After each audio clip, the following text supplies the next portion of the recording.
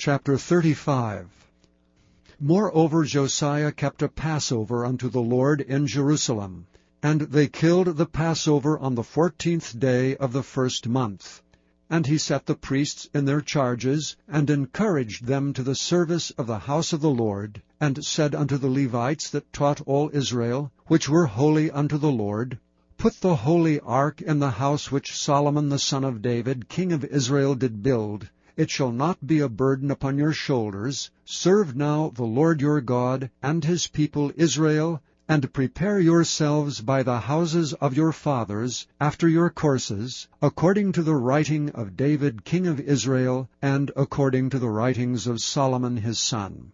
And stand in the holy place, according to the divisions of the families of the fathers of your brethren the people, and after the divisions of the families of the Levites. So kill the Passover, and sanctify yourselves, and prepare your brethren, that they may do according to the word of the Lord by the hand of Moses. And Josiah gave to the people of the flock lambs and kids, all for the Passover offerings, for all that were present, to the number of 30,000 and 3,000 bullocks. These were of the king's substance.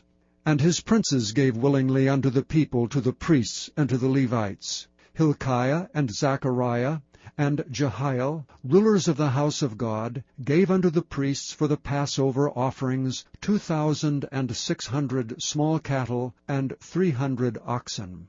Conaniah also, and Shemaiah, and Nethaneel his brethren, and Hashabiah, and Jeiel, and Jozabad, chief of the Levites, gave unto the Levites for Passover offerings 5,000 small cattle and 500 oxen. So the service was prepared, and the priests stood in their place, and the Levites in their courses, according to the king's commandment. And they killed the Passover, and the priest sprinkled the blood from their hands, and the Levites flayed them. And they removed the burnt offerings, that they might give according to the divisions of the families of the people, to offer unto the Lord as it is written in the book of Moses. And so did they with the oxen. And they roasted the Passover with fire, according to the ordinance. But the other holy offerings sawed they in pots, and in cauldrons, and in pans, and divided them speedily among all the people. And afterward they made ready for themselves and for the priests, because the priests, the sons of Aaron, were busied in offering of burnt offerings, and the fat until night. Therefore the Levites prepared for themselves, and for the priests, the sons of Aaron. And the singers of the sons of Asaph were in their place, according to the commandment of David, and Asaph, and Heman, and Jeduthun, the king's seer. And the porters waited at every gate. They might not depart from their service, for their brethren the Levites prepared for them. So all the service of the Lord was prepared the same day, to keep the Passover, and to offer burnt offerings upon the altar of the Lord, according to the commandment of King Josiah.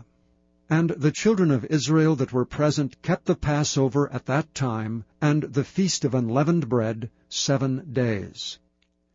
And there was no Passover like that kept in Israel from the days of Samuel the prophet, neither did all the kings of Israel keep such a Passover as Josiah kept, and the priests and the Levites, and all Judah and Israel that were present, and the inhabitants of Jerusalem.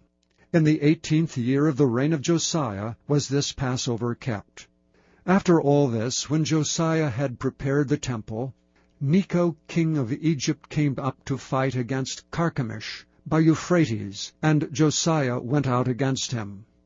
And he sent ambassadors to him, saying, What have I to do with thee, thou king of Judah?